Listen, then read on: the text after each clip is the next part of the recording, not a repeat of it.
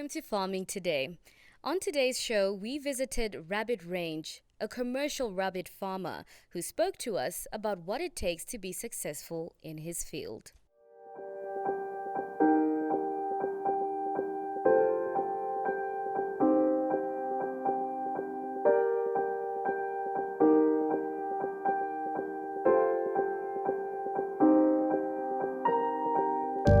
Okay, my full names are Chris Daka. I'm the CEO for Rabbit Range Zambia.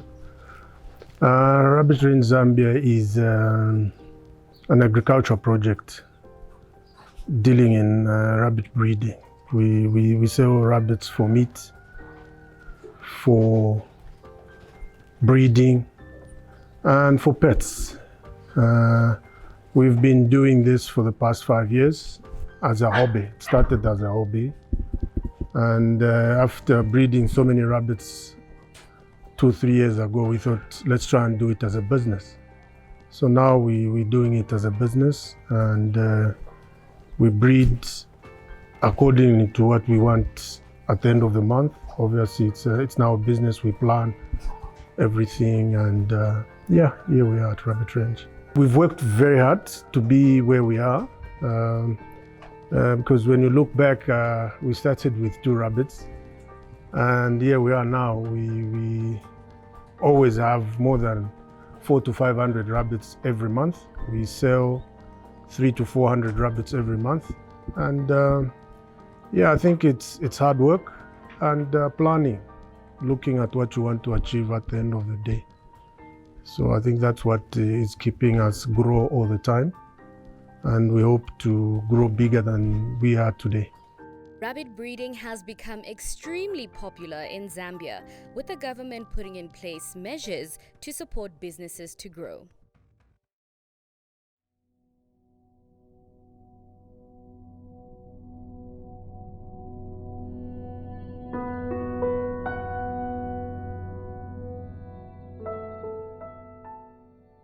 Rabbit farming is farming like any other farming project. I think the only thing, we used to keep rabbits when we were young. The only thing missing in that was the business sense of doing things. So here we are.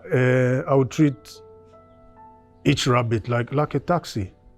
That's how I look at a rabbit to me, because that rabbit has to bring cashing to me. So it's as simple as that. You don't have to look at it differently. It's a business. And I think that's the only difference, because at the end of the day, we need to evaluate each rabbit. Is this rabbit profitable? Rabbits as taxis? Interesting concept. It clearly takes a good business strategy to be successful as a breeder.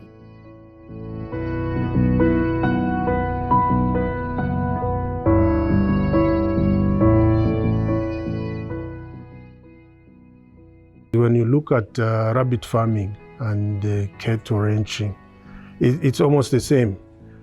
But for me, a rabbit is even more profitable in 1 year than 1 cow.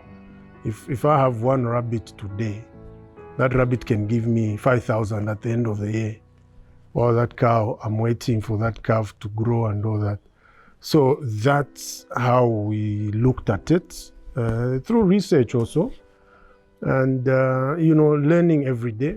So it's a very profitable agriculture project today, and I think numbers can show for themselves. Numbers don't lie. So I think it's a very serious untapped potential in this country. We just need to work together and realize this untapped potential.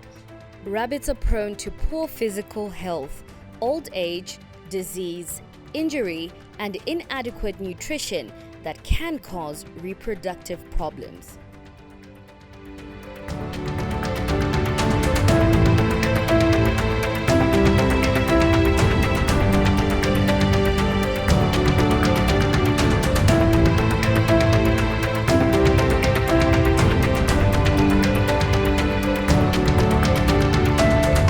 There's 45-day cycle where your rabbit will be giving birth every 45 days, and there's 60 days. So for us, we look at a rabbit breeding for you 8 times in a year. So you need to structure it in a way that in the 12 months of the year, your rabbits will have babies 8 times in that year, so that you maximize, because every time it gives birth, it will give you an average of 7. So 7 by 8 times, you're talking about 60-something rabbits. 1-2 mortalities, so you stay in the range of 60 rabbits a year from 1 rabbit.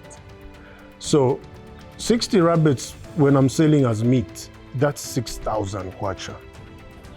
Straightforward, no hidden, what. If the management is good, you realize 6,000 kwacha at the end of the year from 1 rabbit. So I think for me, that's very profitable if you compare to other agriculture projects. I mean, 6,000, it will cost me maybe 30-40% to raise those rabbits. 6,000 from 1 rabbit in a year. Pretty impressive. Let's take a break, and when we return, we find out more about what it takes for you to emulate the rabbit range.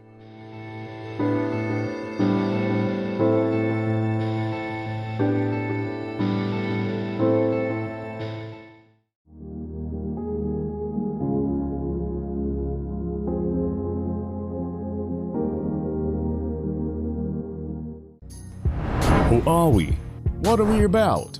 Say you want to learn about business or get latest news updates in business news, social and economic issues, stock exchange, latest exchange rates, and all financial matters, or you want to learn on how to manage your money from savings, banking, insurance, to maybe our new traditional way of doing things like village banking. And if you're like me, planning and constantly making sound financial decisions is essential. So I need to keep abreast with upcoming investments, taxes, technology, or entrepreneurship prospects. Interesting, right? So what if I told you by just one click you can learn from mining, agriculture, tourism, manufacturing services, and yes, entertainment industries. After all, the more you know about money, the better financially you will be. So who are we?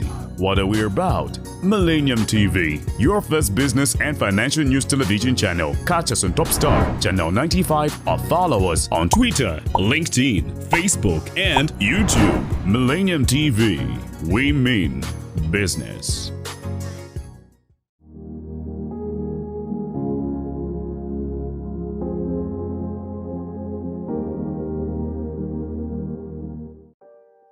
This is Farming Today, and on today's episode, we focus on rabbit breeding with the rabbit range.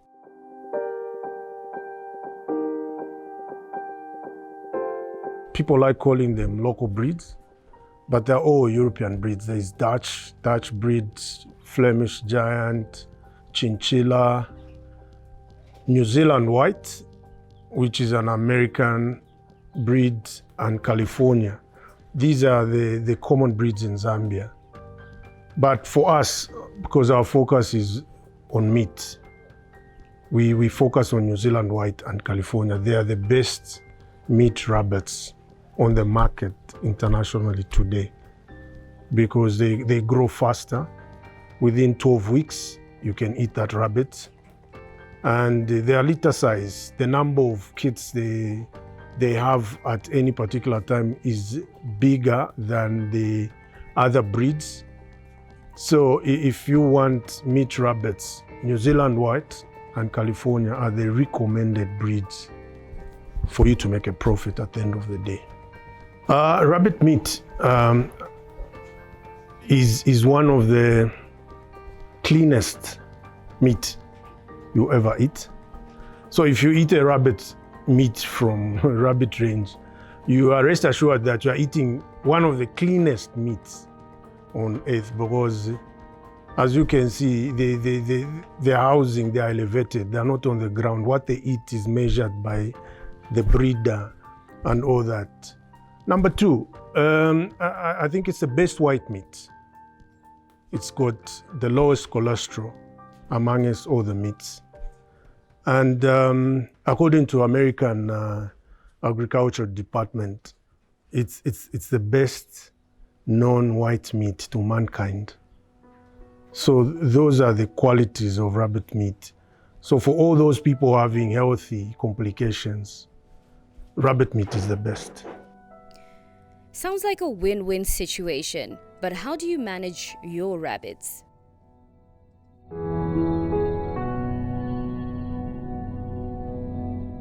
Even when growing the animals, we don't use any extra chemicals to make them breed, to make them grow faster. There's nothing like that. They're chemical free and they're grown on just natural feeding. So I think rabbit meat with the kind of environment we have now is the way to go, because the benefits are more than in other meats out there on the market. And the answer they will tell you is they would eat if it's there on the market.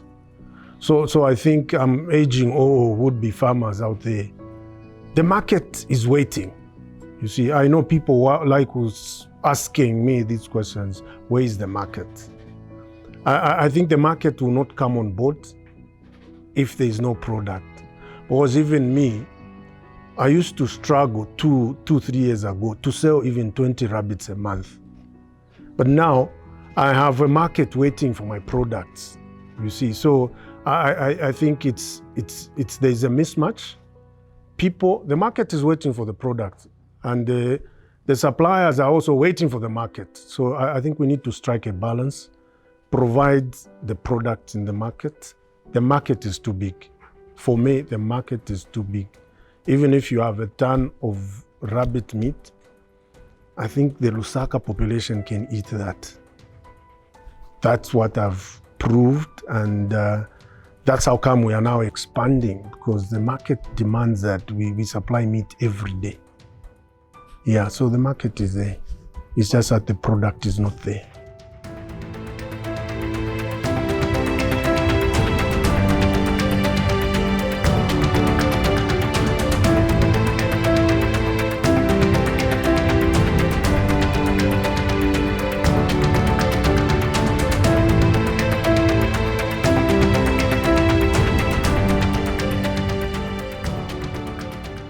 Rabbit farming is easier when you keep records.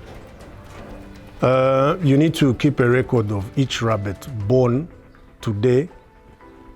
You plan it to start breeding in 4 months. 4 months, a rabbit can breed every month. You know, there's no heat period for a rabbit, but they do very well in cold seasons. But if these rooms are properly ventilated, you can breed them throughout the year. There's no heat period for a rabbit. So it's your management which will manage that rabbit. So if you give it 15 days rest between giving birth and weaning and giving birth again. So that's the 45, like for example, I'll give you a practical example, 45-day cycle. If I breed this rabbit today, in 30 days, it gives birth. 2 weeks after giving birth, I take it to a male again. It becomes pregnant. So by the time the kids are 4 weeks old, she's 2 weeks pregnant. So her rest period is only 2 weeks. She gives birth again. So it's that management. So when you put that intensity on a rabbit, you need to feed it well. So you need to measure. Each rabbit gets about 200 grams of rabbit pellet a day. That is a must.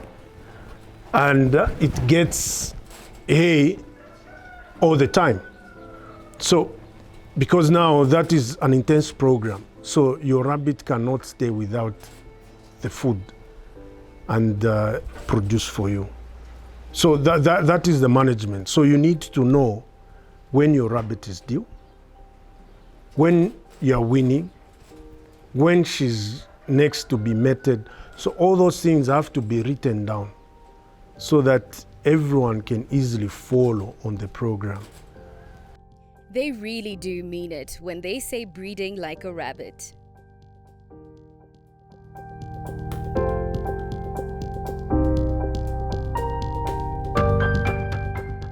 When you take a female to a male, you have to be there to witness what's happening. Because breeding of rabbits is about record keeping. So in whatever you do, so when I take a female to a male, I need to make sure that the act has happened. They've mated, I have witnessed. Then I'll write the date. Because I have to follow those dates. I cannot risk not being there and then write a date and wait for 30 days, nothing happens. I need to be there, breed, make sure it has happened. 10 minutes for me is enough, because then that rabbit is done. Because when you take a female to a male cage, it's straight away mating. And that's why we do that. But if you do it vice versa, it will take time to happen, because that male first has to sniff around that cage. You know, even that female, rabbits are very defensive. The female will not allow him to mate because she feels that's her house.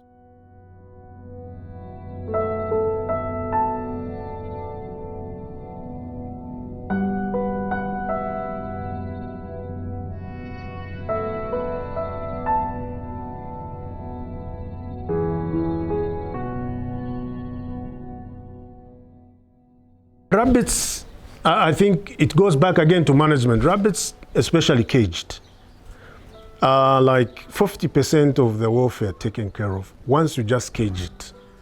Because one, mostly diseases with animals come from humans.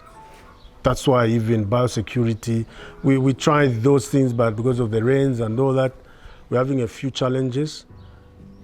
But if we didn't even cage them, we wouldn't allow you people even inside, because, you know, you never know who brings what. And, you know, these diseases, we don't even know them as humans, but they're easily transmitted. So once a rabbit is caged, 50% you've managed it. But common diseases, very few.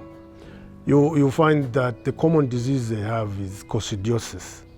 Coccidiosis is mostly from village chickens. So obviously each household has village chickens, and the village chickens moving about, they pass it on to rabbits. But big rabbits, they always manage to suppress it. Normally it's the 8 weeks going down. That's the time they get sick. It's the coccidiosis, that's the biggest disease with rabbits in Zambia today.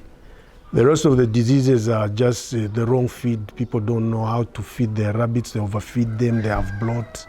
Those are not diseases as per se. Those are just poor management. Yeah, so for me, the only biggest disease is coccidiosis. That's all.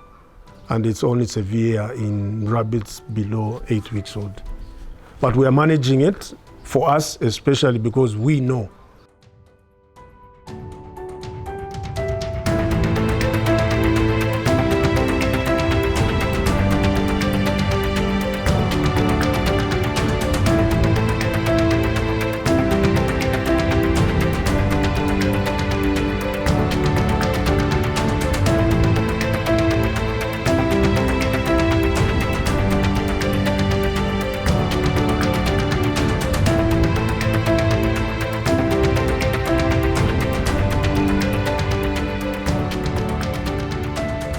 The best feed for rabbits, especially if you're doing it for commercial purposes, is rabbit feed. There's rabbit pellets, specifically for rabbits. And hay. These are the best. That's what we feed our rabbits. And I think you can tell the difference from other rabbits and our rabbits, the difference. Because obviously for us, we are looking at 12 weeks, that rabbit has to be on the table. But if you're feeding the other foods, you find that rabbit will be on the table at 24 weeks, which is too long for business. So the best feed for rabbit farmers out there is rabbit pellet and hay. Greens, because obviously greens, most of the greens are grown for human consumption. And the biggest worry sometimes is the withdrawal period. Sometimes people will grow cabbage and they don't follow the withdrawal period. You find you feed your rabbits, they will continuously have diarrhea and all those things. You know, greens, even grass, those are breeding grounds for parasites. You know, there will be eggs there which your eyes and me can't see. So the best is stay away from such things, especially if you're doing it as a business, because otherwise then you'll be having losses. You will not have the growth. They will not breed for you the way they should when they are getting a balanced diet. So dried hay is good because insects will not lay eggs in dried grass and all that. So for us, we stick to hay and rabbit pellet, and it has proved to be the best. Because when you're doing organic farming, obviously you don't want chemicals in your field. So spraying, you use rabbit urine. Rabbit urine, according to how you dilute it, it works as a pesticide and as a fertilizer. So these are some of the products we are working on promoting a lot. And obviously we are trying with a few farmers to see how best it works. It has worked with 2 or 3 farmers, and we just want to go flat out, sensitize people about the benefits of rabbit manure and rabbit urine.